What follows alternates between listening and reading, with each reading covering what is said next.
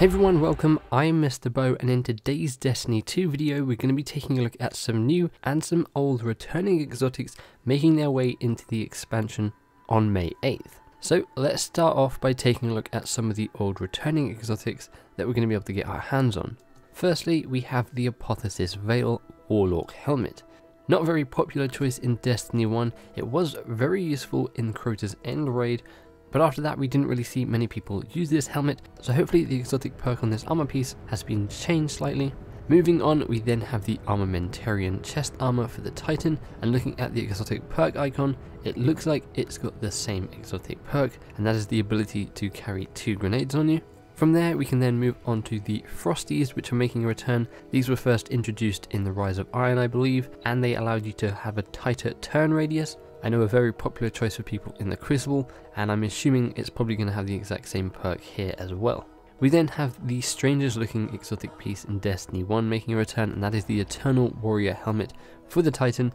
Wasn't a very popular choice, you hardly ever saw it, so hopefully the perk here again has also changed like the APOTHEOSIS Veil. We then have the Sealed AHAMKARA Grasps for the Hunter. And then my go-to exotic in Destiny 1, the Claws of AHAMKARA. Now in Destiny 1, these granted you 2 melee abilities, and then I would pair that up with the 2 grenades in the subclass tree. I don't feel like 2 melees is going to be a very useful perk in Destiny 2, so hopefully they tweak the perk on these gauntlets and make them probably a little bit more useful when it comes to Destiny 2.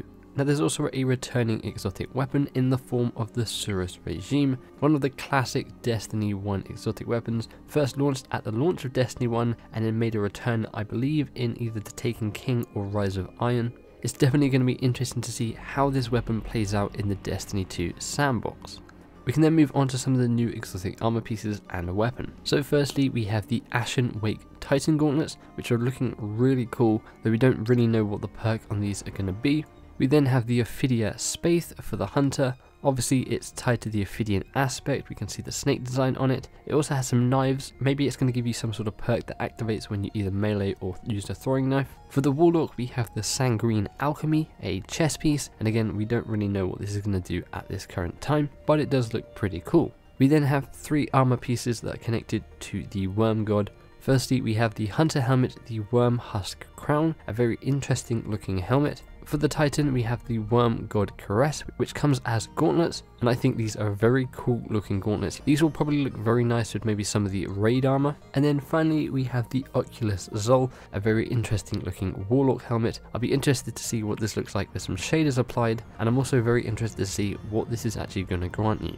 Now at this current time we only know of 1 brand new exotic weapon. There might be a few that Bungie have hidden away that we'll have to find out for ourselves, but at the moment we know of 1 new weapon called the HUCKLEBERRY. It is a brand new SMG and it is a Tex Mechana weapon. It obviously has that look that you see in a lot of Tex Mechana weapons, that sort of old fashioned style, and it's interesting to see that the perk icon on this weapon is actually the Tex Mechana logo. So as to what this weapon is going to grant you, we aren't really too sure at the moment. We'll have to get our hands on it and try it out for ourselves. So there you have it, those are some of the old returning exotics and some of the brand new exotics coming in the 2nd expansion, Warmind for Destiny 2. Let me know what you guys think of them in the comments below. Are there any old exotics that you're happy to see return? Like me, personally, I just can't wait for the Claws of AHAMKARA. Hopefully they are as useful as they were in Destiny 1. And are there any new exotic pieces here that get you excited to try and find them and use them for yourself? Again, let me know in the comments below. If you guys enjoyed this video, feel free to give the like button a big old hug.